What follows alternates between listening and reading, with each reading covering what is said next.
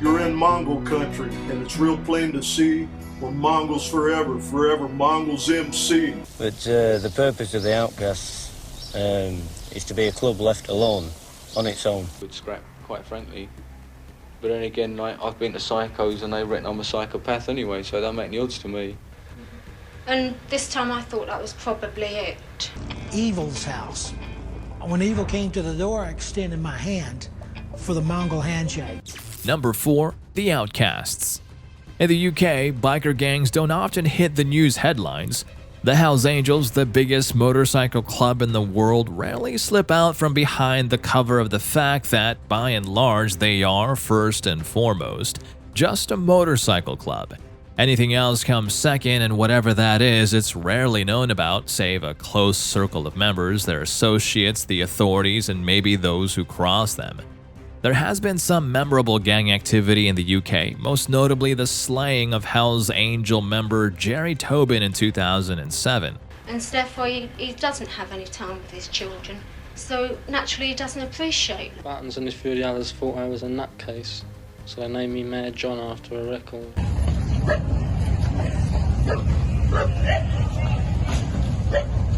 And I've kept my face the same way as it is for a long time.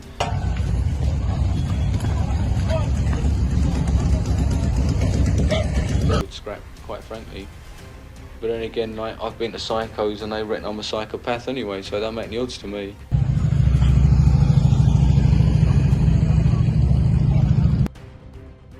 From the American Angels. And we've got a certain reputation to live up to, obviously.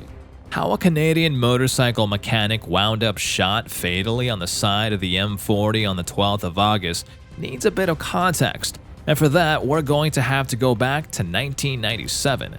Up until this moment, clashes between the two rival gangs, the Outcasts and the Hells Angels, were relatively unheard of outside those involved. In fact, the Hells Angels even had a good relationship with the Outcasts, a patch club whose UK presence had grown in size throughout the 90s. According to some sources, this led to the American Hells Angels instructing their UK counterparts to combat the rise of the Outcasts. The conflict arguably began when the Outcasts were snubbed by the Lost Tribe, a small biker club in Herefordshire who, in the summer of 1997, patched over to the Hells Angels instead. When two heavily armed Outcast members were stopped by the police, apparently intending to attack members of the HA in November of 1997, it was obvious that things were getting serious. A few months later, on the 31st of January in 1998, the Hells Angels slayed two members of the Outcasts.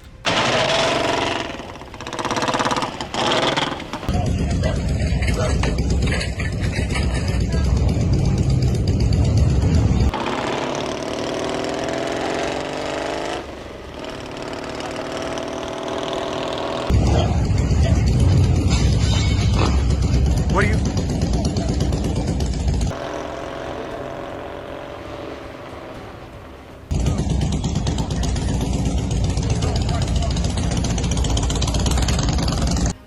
John started going out with these different girls that were hanging around with the group.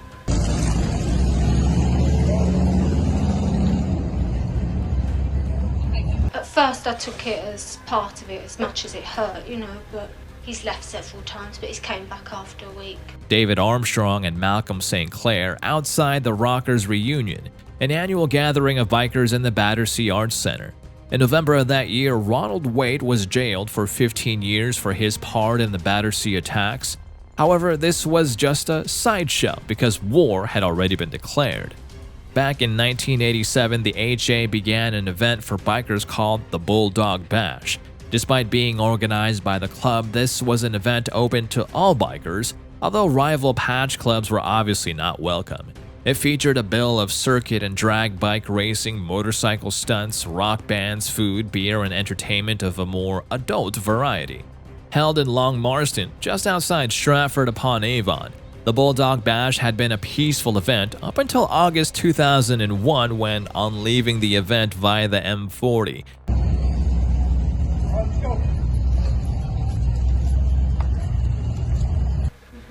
And this time I thought that was probably it.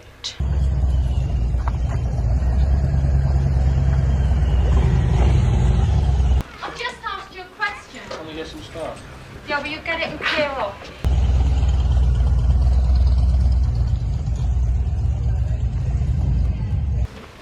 You'll find it bloody difficult to get in future.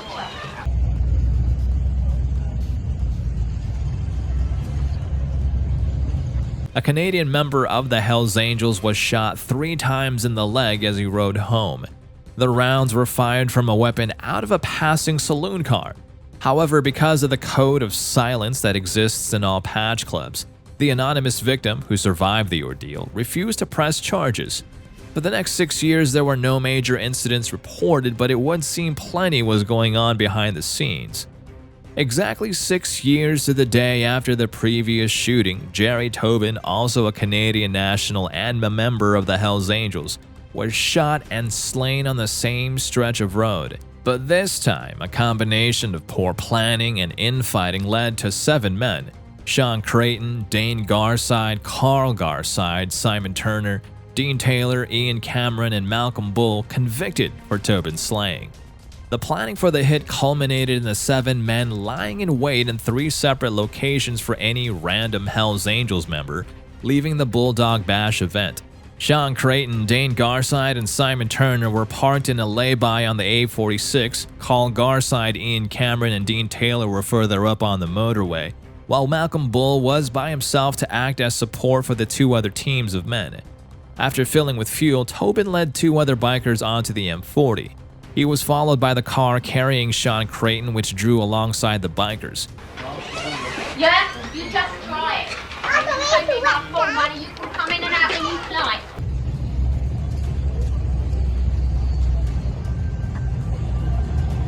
And piss off. Happy families.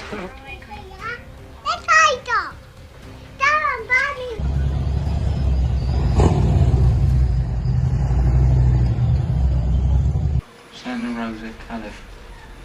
Just a new California chapter. All amalgamated into one. Fuck you. Right on, said fuck you. But when he does, you know, he seems to be a bit ratty at them. Creighton shot Tobin twice. One bullet took his life instantly and sent his customized Harley spinning 200 feet up the road. From the point of view of the outcasts, the attack was a success. But when police found the burnt-out Rover linked to the shooting, Sean Creighton was arrested shortly afterwards. He'd used his own vehicle to carry out the slaying. While Creighton pleaded guilty, the 6 other men denied any involvement. If it wasn't for Malcolm Bull, who broke the bikers' code of silence by speaking to the police, it's possible that only Creighton, Garside, Turner, and Bull himself would have been sentenced to life in prison. In the end, all 7 were handed life sentences with minimum time spent behind bars, ranging from 25 to 30 years. Well, I know there's a lot of clubs out there like I see is dead and wiped out and that. Get me! But the purpose of the outcasts is to be a club left alone, on its own. My mother, she doesn't like me wearing them. She can't stand the damn things. We don't want any trouble with any other clubs. You go out on a run like, you know, you've probably got 200 or 300 miles to cover. And why ruin a good pair of jeans? So I can't see why they can't leave us alone, like. I'd like to see all the clubs party with each other. I mean, if I was to wear them and nothing else, it wouldn't leave much to the imagination, would it? Quite a lot of it happens by what you read in the papers and things. All we do is defend ourselves. Number 3. The Mongols. The Hells Angels and the Mongols are 2 of the most notorious outlaw motorcycle clubs in the United States. These 2 organizations have a long and tumultuous history marked by rivalry, violence, and a constant struggle for dominance in the biker underworld. For decades, the Hells Angels and the Mongols have been locked in a bitter war that has left a trail of bloodshed and destruction in its wake. The roots of the conflict between the Hells Angels and the Mongols can be traced back to the 1970s. At that time, the Hells Angels were the dominant force in the biker scene, with a reputation for their toughness, criminal activities, and control over various territories. Now at the heart of those brothers that stand ahead above the rest lived Chapter 13, the best of the best. We're sure, we're dead-ass sure, he's gonna be dead. I couldn't talk him out of it. So make a decision if you're willing to sacrifice these things, because you really need to think about that. There's going to be sacrifice. ATF really wanted me back in. So I got back on the bike, The Mongols, originally founded in Montebello, California in 1969, were a rising club challenging the Hells Angels' supremacy. Tensions between the two clubs escalated in the 80s and the 90s. Both the Hells Angels and the Mongols engaged in violent clashes, often over territory disputes and drug trafficking operations.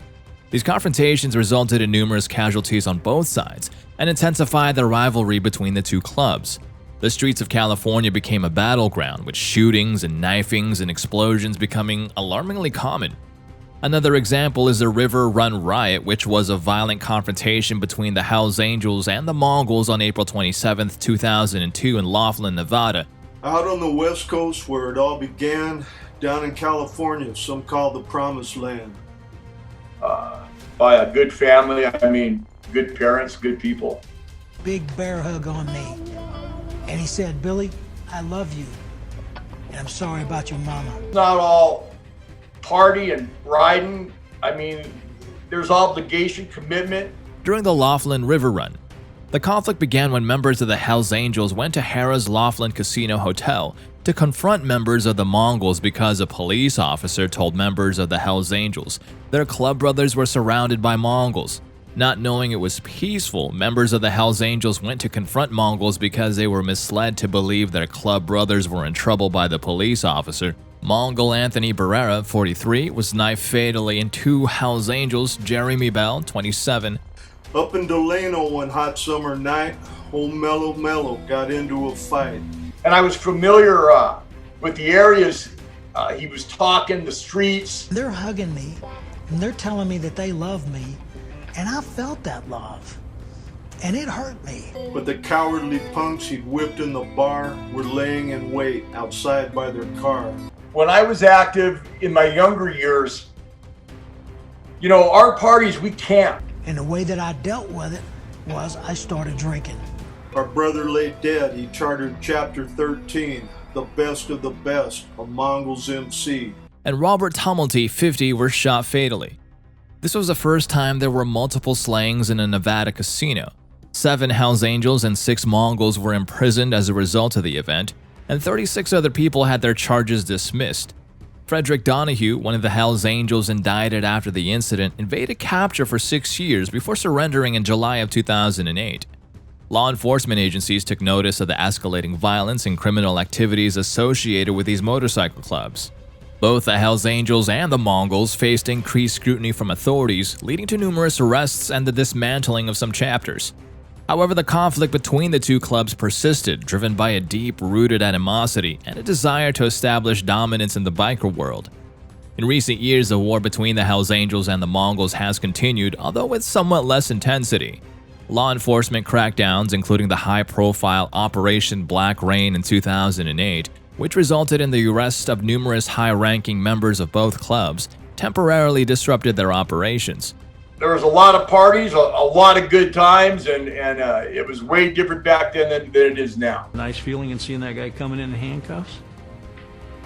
He didn't get away with it.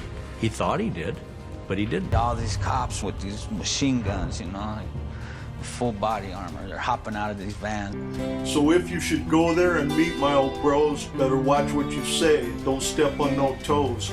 So what's going to happen is you're going to start distancing yourself from the ones you love. Nevertheless, the underlying rivalry between the Hells Angels and the Mongols remains. The struggle for supremacy between the Hells Angels and the Mongols extends beyond the United States. Both clubs have expanded their influence internationally, leading to conflicts in other countries as well. Australia, Canada, and several European nations have witnessed clashes between the two groups, with chapters engaging in violent confrontations and turf wars. He said, "Did you hear what's happening? Do you know what's going on? Are you okay, Billy?" And I said, "Yeah, Top Hat, I'm okay." Live the Mongols MC. They stand a head above the rest. Yeah, we met the challenge. We passed the test. I truly felt so guilty that I was that close to going over the edge. Number 2. The Vagos. Imagine the year is 1965. The USA is in the middle of the Vietnam War. Martin Luther King has recently marched from Selma to Montgomery, and Roger Miller's King of the Road is number 1. 13 bikers meet on the corner of 8th and Davidson in San Bernardino, California to form the Vagos Motorcycle Club, beginning a history that would involve drug trafficking, clashes with the police, and a violent rivalry with the Hells Angels. The elected president was Rudy Esparza, nicknamed Puro, who led the new club in selecting their name. Other names considered including Coffin Dodgers MC and Satan's Saints MC, but Vagos MC, Spanish for vagabond, was chosen. Their new patch, a red devil on a green background, was inspired by an image of a devil in Life magazine entitled Return from Hell. More outlaw motorcycle gangs were established in the 1960s than in any other decade. The outlaw status is given to groups who are not sanctioned by the American Motorcyclists Association. They're also known as one-percenters, a term which originated after the Hollister biker riot in 1947, when the AMA allegedly claimed that 99% of bikers were law-abiding citizens, although the AMA have no record of issuing this as an official or public statement. Bikers would often move between clubs or find their club being absorbed into a larger club. Puro had previously been with the Psychos MC, and others joined from clubs including El Diablo MC. The question of whether the Vagos would absorb or be absorbed was very quickly answered as more chapters sprang up across California. In 2014, the FBI listed the Vagos as one of the largest outlaw motorcycle groups in Western America, with 600 members and 24 chapters throughout America, as well as chapters in Canada, Mexico, and Europe. Described by Vagos infiltrator Charles Falco as, quote, the mafia on wheels, the Vagos have more than earned their one-percenter patch.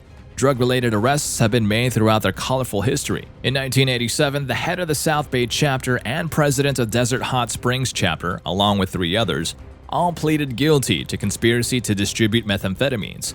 Over 40 pounds of cocaine and 8 pounds of methamphetamines and a rocket launcher were seized in a 2011 raid. And in 2014, 4 Vagos members were arrested by the FBI for selling methamphetamines. Alongside money laundering and weapons trafficking, the Vagos are also known for their general violence, especially with rival OMGs.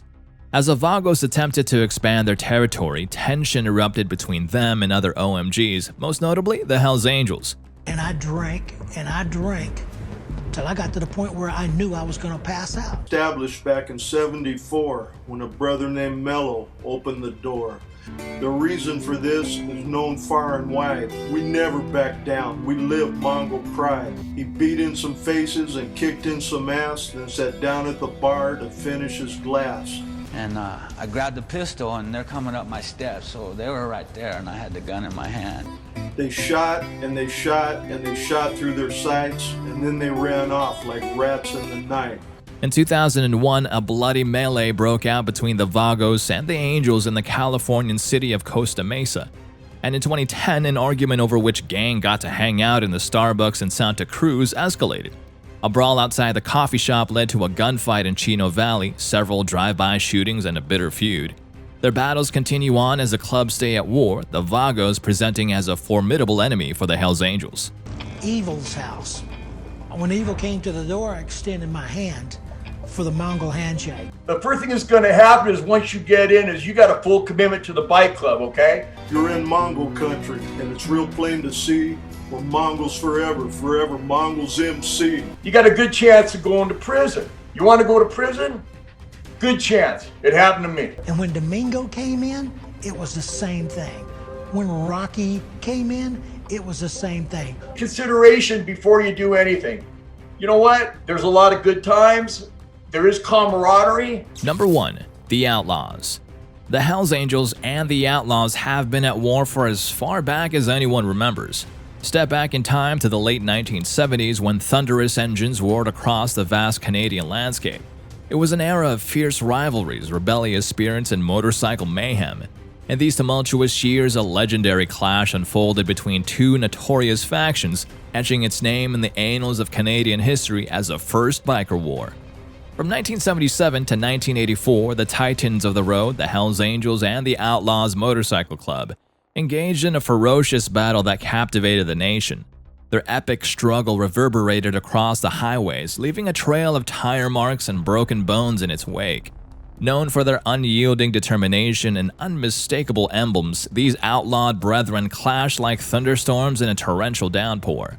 As the fierce conflict raged on, destiny unfurled its cruel tapestry, bestowing victory upon the Hells Angels. With adrenaline coursing through their veins and a taste of triumph on their lips, the Angels emerged as the champions of this historic skirmish. With unwavering resolve, they set their sights on expanding their dominion, ready to conquer new frontiers. Now, with the Outlaws retreating into the fortress of Ontario, seeking refuge in the safety of their stronghold, the Hells Angels seized the opportunity to spread their wings of power. Like an unstoppable force, they penetrated the coastal realms of Halifax, Nova Scotia, and Vancouver, British Columbia. These bustling port cities became their new havens, where their presence sent ripples of anticipation and trepidation through the air. However, while the First Biker War may have etched itself into the collective memory of Canada, it was not the inaugural clash between motorcycle factions in this vast land.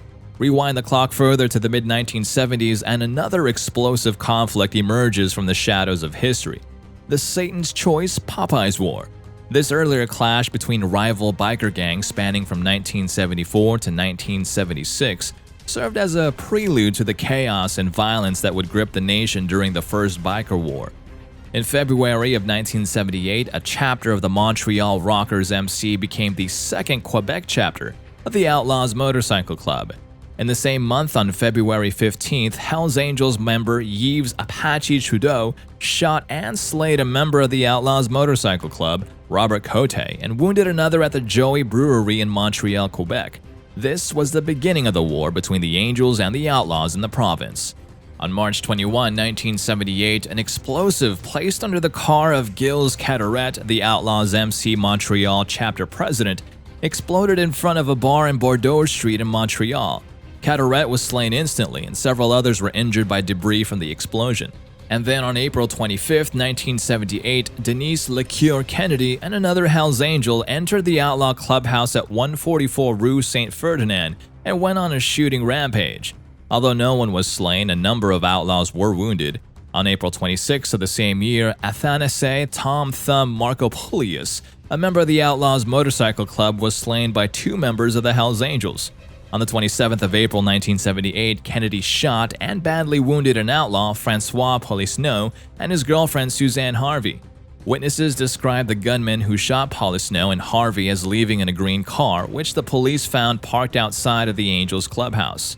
Ballistic tests showed that the bullets fired in the Industrial Brasserie shooting were from the same handgun used in the attack at the Outlaws clubhouse.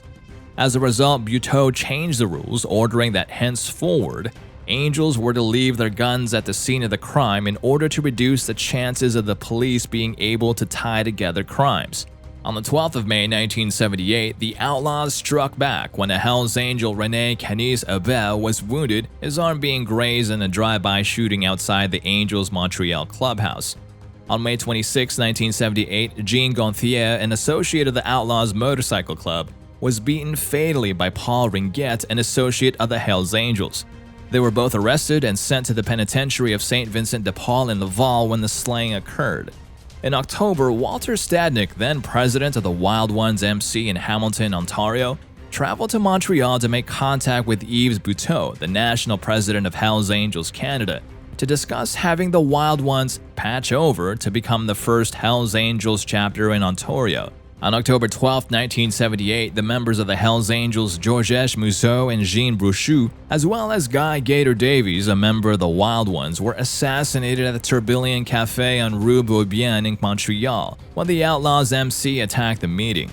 Hells Angels members Louis Touy Lapierre and Bruno Collin were also injured during the Tourbillon slaughter.